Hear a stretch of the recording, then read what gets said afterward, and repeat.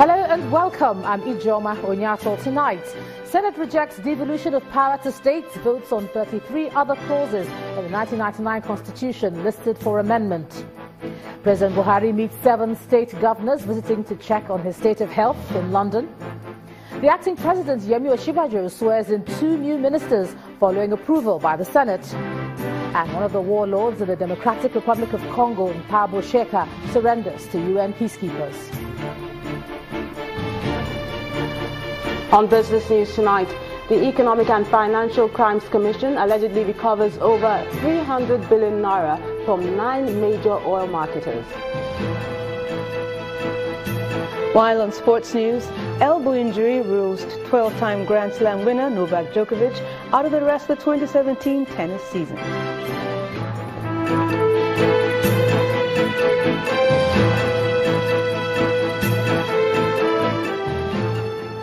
We begin tonight with the ongoing amendment process of the 1999 Constitution in the National Assembly. Today, the Senate voted against the devolution of powers to the federating units. The senators are not in support of the recommendations that would enable certain items in the concurrent legislative list to be covered by other tiers of government. Apart from the devolution of power, the senators also cast their votes to amend 33 other sections in the 4th Amendment of the 1999 Constitution. Our correspondent Linda Akigbe reports. Senators arrive at the Senate chamber in groups and also on their own. But they all approach the chamber with the same intention of voting to amend several sections of the 1999 Constitution. And therefore, I crave your indulgence that I come and lay this. All seated, legislative proceedings begin. There are 33 constitution amendment bills before these lawmakers, and each bill must get 2/3 majority vote before it is passed. This seeks to alter Section 1. The Senate President announces each bill and voting begins. The ayes have it. Lawmakers vote in support of local government autonomy, independent candidacy, reduction of age qualifications for President, the Senate, House of Representatives and State Houses of Assembly. Senators also vote in favor of reducing the time for the President or Governor to authorize the withdrawal of monies from the Consolidated Revenue Fund in the absence of an Appropriation Act from 6 months to 3 months. In addition, lawmakers support financial autonomy for State Houses of Assembly. They scrap the State Independent Electoral Commission and set a time frame for the President and Governors to appoint ministers and commissioners within 30 days of coming into office.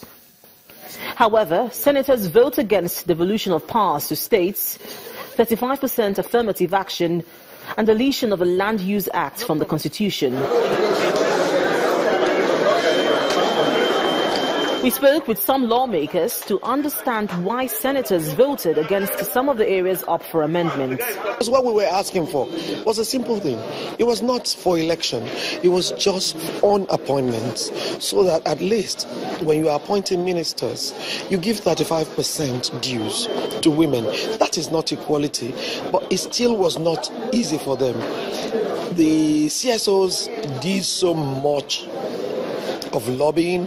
We also did so much of lobbying. I woke up and resumed here as early as possible, and I spoke to every senator.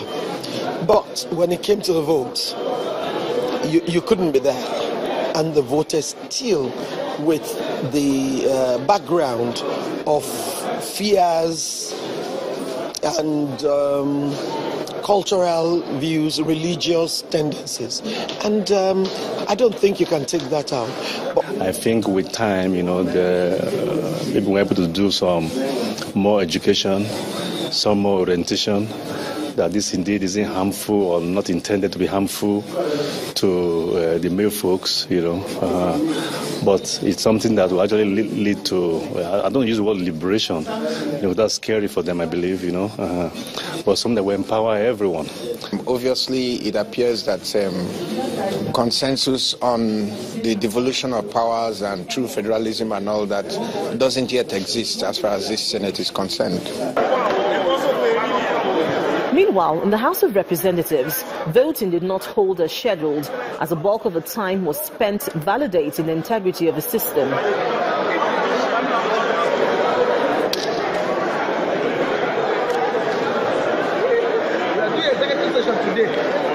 After several attempts, it appears the leadership is indeed satisfied with the system, but the House decides to put off voting until Thursday, July 27th.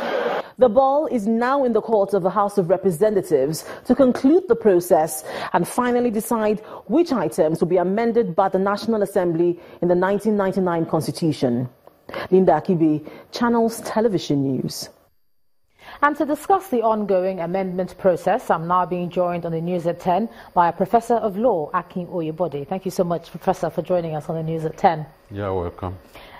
What's your impression about this ongoing process? Just tell us that generally before we get into the specifics. Well, I honestly believe that the National Assembly is incompetent to fabricate a constitution for Nigeria or even amend what passes as the Nigerian Constitution. Except, of course, if they are looking at the 1999 Constitution as just another statute. Maybe on that basis they will have some point, because that Constitution is actually Decree 24 of 1999. I'm saying this because the primary function of legislatures, at least in so many countries that we know of, is that of making law for the peace, order, and good government of the countries, not to make a constitution or amend same. I hasten to add that the amending formula in constitutions in various countries of the world is usually made a little bit, it's entrenched, complex, so that it's not an easy thing. So I believe what the National Assembly should be busy doing is passing laws to draw up the modalities for convening a constituent assembly that will give us an autochthonous constitution. What they are doing for me is like excessive. They don't have that mandate. So who can? This constituent assembly you're speaking about? How they can make laws that will inform the convening and the functions of a constituent assembly. So once the constituent assembly is convened and they elaborate a new constitution for Nigeria, then such new constitution will be put to the litmus test of constitution making across the world. That is a referendum. So if the Nigerians vote and endorse what the Constituent Assembly gives us, 51% of the electorate, then we'll say a new constitution has come into being. Because right now, you have to remember the history of efforts to amend the Constitution. Under Obasanjo's watch, about 118 amendments were suggested for the Constitution. Well, that went through a sorry pass. Then also, on the 7th Assembly, I believe, chalked up to 62 or thereabout amendments, proposals. If a constitution should engender such numerous amendments, sort of panel beating, I think Nigerians will prefer a brand new car than a thorough panel beating car with so many amendments. So there is that argument of us having a brand new one, but for now what is happening is, like you said, trying to touch up bits of it. And one issue I wanted to bring up to your attention is the devolution of power issue. A lot of Nigerians hoped it would go differently. It didn't. So what do you make of that?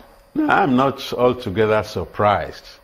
When we were at the confab, we tried to suggest the necessity for devolution. But there were many forces there gathered that were not totally convinced that Nigeria needed restructuring, reconfiguration, or in fact, devolution of powers.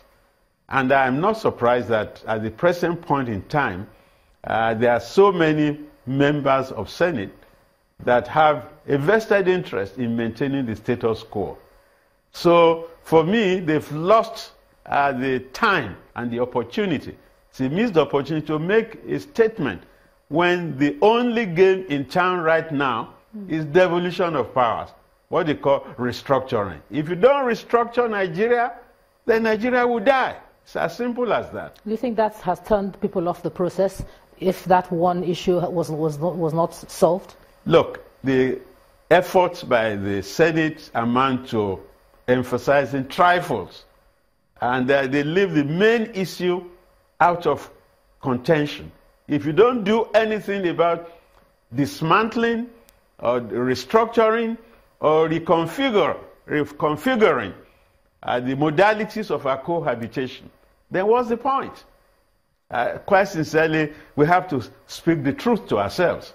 Without restructuring, without rethinking and elaborating the modalities of our coexistence, really, they've lost the game.